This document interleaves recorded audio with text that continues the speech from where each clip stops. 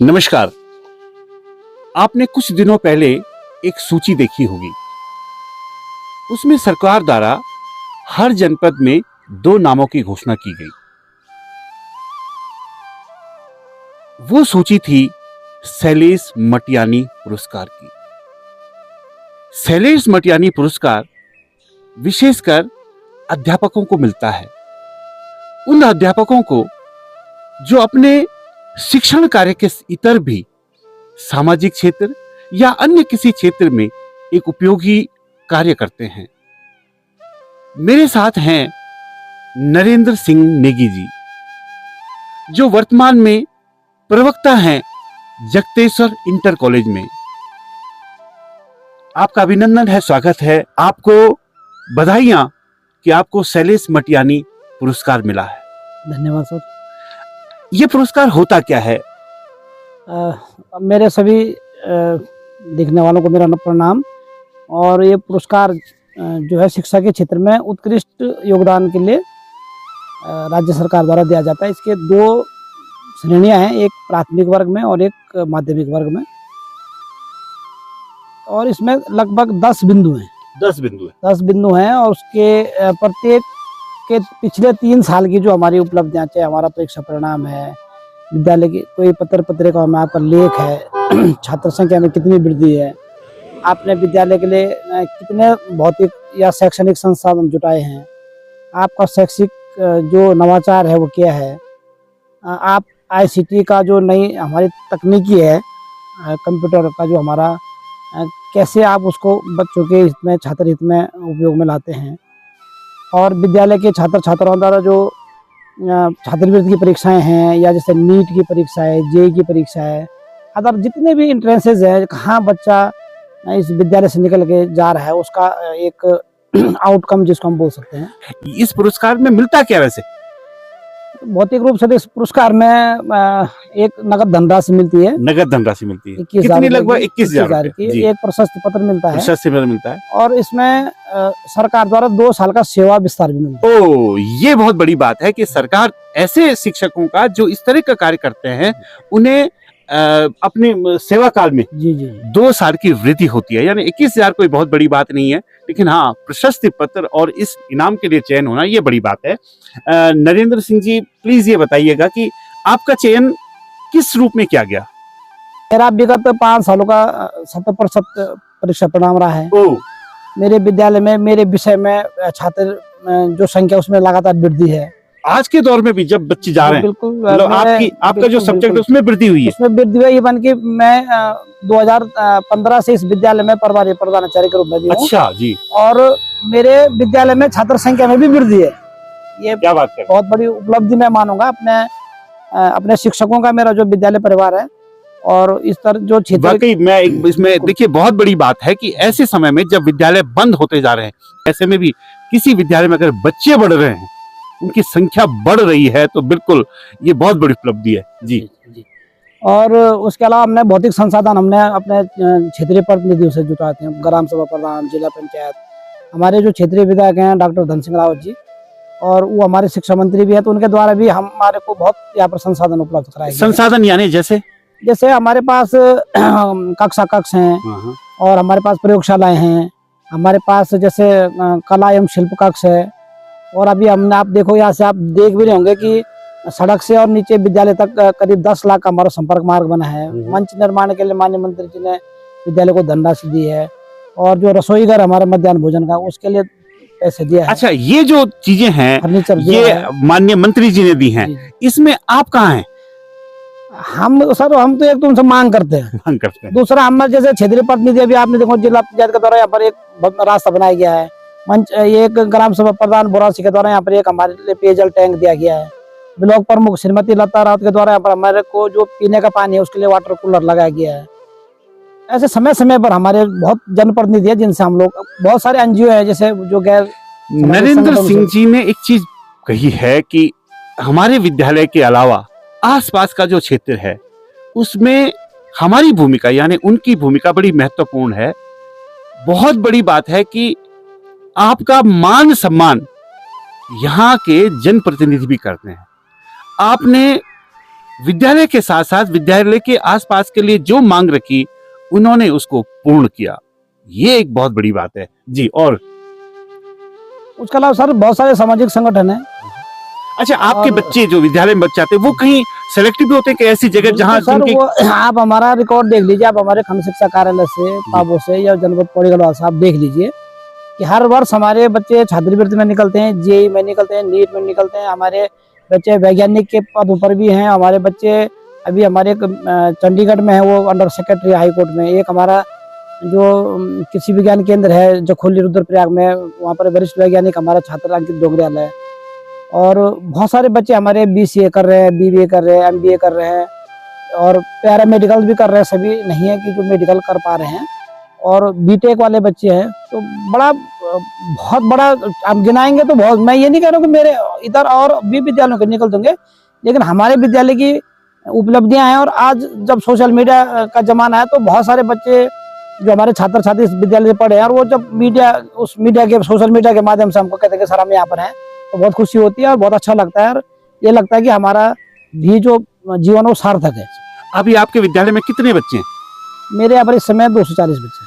अभी जैसे आजकल जो जैसे मार्च का महीना है तो बहुत सारे विद्यालयों की सूचना हमको मिल रही है कि वो बंद हो रहे हैं। जी, जी। आपको क्या लगता है कि इस वर्ष आपके विद्यालय में बच्चे बढ़ेंगे? सर मेरे 1 अप्रैल को हमारा सत्र शुरू हुआ है। हाँ, 1 और 2 तारीख चला, कल 3 तारीख को अवकाश था। और मेरे विद्यालय में 18 प्रवेश हो चुके हैं नए। और प्रवेश सब अभी 7 तारीख को होना है, उस दिन भी आएंगे। तो हमारा टारगेट कम से कम 50 बच्चों का इस समय है, प्लस करने का। प्लस बिल्कुल 50 बच्चे हमारे आने हैं। बहुत सारे विद्यालयों से हमको सूचना मिली है, बहुत सारे गार्जियंस ने हमारे लिए कहा कि हम अपने बच्चों को आपके यहाँ पे ला रहे हैं। तो 50 बच्चों का इस समय हमारा टारगेट है जिनके प्रवेश हमारे विद्यालय में शुरू होंगे। मैं आपको एक बात और बताऊंगा, नरेंद्र सिंह जी शिक्षक के साथ साथ कुछ समय उन्होंने वैज्ञानिक के रूप में भी उत्तराखंड को अपनी सेवाएं दी हैं। स्वाभाविक तौर पर उनका सोचने का तरीका विराट है और जिसका लाभ यहाँ पर इस विद्यालय में बच्चों को मिल रहा है। अपने बारे में कुछ और बताइए सर।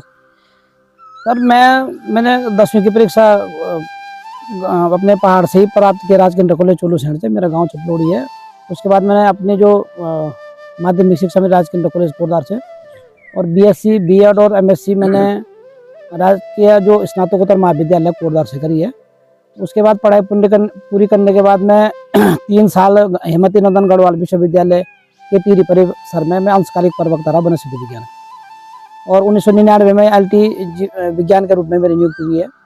और 2006 में मैं लोक सेवा आयोग द्वारा चयनित हूँ प्रवक्ता के पद। और 2009 से लेकर 2012 तक मैं उत्तराखंड का जो विज्ञान एवं प्रौद्योगिकी विभाग है उसके अंतर्गत एक केंद्र है उत्तराखंड अंतरिक्ष उपयोग केंद्र, उसमें मैं वैज्ञानिक के रूप में 3 साल प्रतिनियुक्ति पर रहा।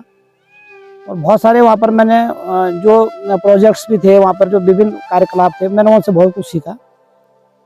और वहाँ पर जो काम था वो जनता का हित का था, लेकिन जो प्रत्यक्ष रूप से मेरी जो भूमिका रही है और मेरा जो पृष्ठभूमि रही है वो शिक्षक की रही है। शिक्षक की रही है। तो वहाँ पर मैंने जो सीखा, और मैं ये भी दावा करता हूँ इस चैनल के माध्यम से उन लोगों को जिन पर होड़ है कि मैं वो व्यक्ति हूँ, मैं देहरादून से अपने पहाड़ में और विशेषकर अपने राठ में आया हूँ। विशेषकर अपने राठ में आया हूँ। और मेरा ये मन था कि जबकि मैं वहाँ पर मेरा मर्जर हो रहा था विभाग में, मेरे को वहाँ पर सिविलियन किया जा रहा था, लेकिन मैंने अपने विभाग को चुना और अपने राठ क्षेत्र को चुना। और मैं वापस आया 3 साल की सेवा देने के बाद, और मैं 2012 से लगभग मैं फिर इस विद्यालय में कार्यरत हूँ। क्यों ना ऐसे शिक्षकों को वाकई ऐसे पुरस्कारों से बार बार नवाजा जाए। एक तरफ होड़ मची है अपने पहाड़ छोड़कर देहरादून के विद्यालयों में अपने आप को समायोजित करने के लिए, ये दौड़ हम भी देख रहे हैं। और एक शिक्षक वो है जो देहरादून में अपनी सेवाएं देने के बाद विभाग में समायोजन होने के बावजूद ये कहता है कि नहीं, मुझे अपने पहाड़ में अपने उन बच्चों के साथ ही रहना है जिनको मेरी आवश्यकता है। और वो लौट आता है अपने उन्हीं पहाड़ों में और अपने राठ क्षेत्र में। ये सुना है कि आप विद्यालय बंद होने के बाद, यानी समय पूरा होने के बाद भी बहुत देर तक अपने विद्यालय में अपने बच्चों को शिक्षा देते हैं। श्रीमान जी, ऐसा है कि चूंकि मैंने आपको बताया कि मैं 2015 से लगातार विद्यालय प्रभारी प्रधानाचार्य के रूप में भी काम कर रहा हूँ। और चूंकि मुझे विद्यालय भी देखना होता है, अपने शिक्षक भी देखने होते हैं, तो बहुत समय मुझको अपने विषय के लिए नहीं मिल पाता है। और सोचने के लिए भी नहीं मिल पाता। अगर आपको कुछ नया करना तो उसके लिए आप समय होना चाहिए। बिल्कुल समय में। तो विद्यालय बंद होने के बावजूद भी मैं और मेरे कई शिक्षक हैं, हम लोग विद्यालय के वहीं पर हम विद्यालय में जो हम लोग अपना भोजन करने के बाद, अपना नाश्ता करने के बाद हम लोग बैठते हैं, सोचते हैं, वहाँ पर हम एक प्लानिंग बनाते हैं, योजनाएं बनाते हैं कि कैसे हम बेहतर करें विद्यालय के लिए। उसमें मेरे शिक्षक साथी भी हैं और हमारे जो छात्र भी हैं जिनके माध्यम से हम इन काम को पूरा करते हैं। तो देखो, अगर आपको समर्पण अगर चाहिए तो समय चाहिए। समय तो होता ही है कि इसके लिए हमको अपना परिवार को समय कम देना पड़ता है, अपने बच्चों को समय कम देना पड़ता है। और मैं सर आपको ये भी बता दूं कि मेरे एक बालक और एक बालिका है, दोनों ने राजकीय विद्यालयों से ही उन्होंने अपनी पढ़ाई पूरी करी। क्या बात कर रहे हैं? बिल्कुल, मेरे दोनों बच्चों ने राजकीय इंटर कॉलेजों से ही अपनी शिक्षा पूरी की है। और काश ऐसा हम सब कर पाते जी, तो शायद हमारे जो विद्यालय बंद हो रहे हैं वो बंद नहीं होते और कुछ और लोगों को शिक्षण क्षेत्र में काम करने का मौका मिलता है। गुरुदेव, अपने सारे कार्य में आप कुछ लोगों का धन्यवाद करना चाहेंगे तो वो कौन होंगे? बिल्कुल, मैं अपने माता पिता का सबसे पहले, जिन्होंने मुझे ये संस्कार दिया, अपने गुरुजनों का, जिन लोगों ने हमको ये शिक्षा दी है, अपने विद्यालय परिवार का, समस्त जगतेश्वर जो हमारा विद्यालय है, बहुत मेहनत हम लोग करते हैं, एक टीम वर्क के रूप में मेरा बहुत सहयोग करते हैं। अपने छात्र छात्राओं का कि जो हमारी योजनाओं को इम्प्लीमेंट करते हैं, अपने क्षेत्र के उन अभिभावकों का कि जो हम पर विश्वास करते हैं और दूर के से भी हमारे पास में बच्चों को भेजते हैं। और जब हमारे बच्चों को जिला स्तर या राज्य स्तर या राष्ट्रीय स्तर पर जाना पड़ता है तो हम पर विश्वास करते हैं, अपने बच्चों को भेजते हैं। मैं अपने खंड शिक्षा अधिकारी महोदय और अपना खंड शिक्षा कार्यालय पाबो, हमारे जिला शिक्षा अधिकारी माध्यमिक प्राथमिक और हमारे मुख्य शिक्षा अधिकारी जनपद पौड़ी गढ़वाल, हमारे अपर शिक्षा निदेशक, हमारे जितने भी हमारे समग्र शिक्षा अभियान जनपद पौड़ी गढ़वाल और समस्त विद्यालय शिक्षा विभाग का, इसलिए कि वो हम पर विश्वास करते हैं और हमें वो बहुत प्रोत्साहित करते हैं। हमारे को आप जो विभागीय, कई बार हमको ग्रीन कार्ड मिलता है राजकीय इंटर कॉलेज जगतेश्वर को। अच्छा, जैसे डाइट में है या जैसे जनपद स्तर पर, तो हमको सीधे वहीं बुलाया जाता है कि आप नीचे की प्रतियोगिता में आप सीधे पार्टिसिपेट करेंगे। कई बार जिलाधिकारी महोदय के सामने हमारा प्रेजेंटेशन हो, जैसे मतदाता जागरूकता में, तो हमको अच्छा लगता है कि जैसे बाल रंग में हम अभी पिछली बार राज्य स्तर पर गए थे। और मेरे विद्यालय से 2015 से लगभग 8 बच्चे अभी तक नेशनल जा चुके हैं। नेशनल जा चुके हैं? विज्ञान में और सांस्कृतिक में, और जैसे एक भारत श्रेष्ठ भारत में, ये भी हमारी उपलब्धि है।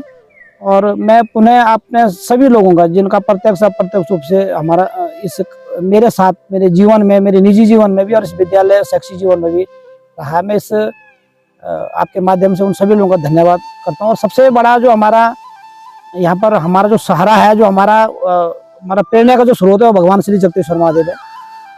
ये एक सिद्ध पीठ है, एक सिद्ध पीठ स्थल है। और मैं आप लोगों से भी निवेदन करता हूँ कि आप लोग जब भी आपको समय मिलेगा आप इस मंदिर में आइए, और आपको निश्चित रूप से यहाँ पर सिद्धि प्राप्त हमारे बाबा श्री भजनानंद गिरी जी महाराज हैं और उनके द्वारा यहाँ पर मनवांछित लोगों के फल मिले हैं।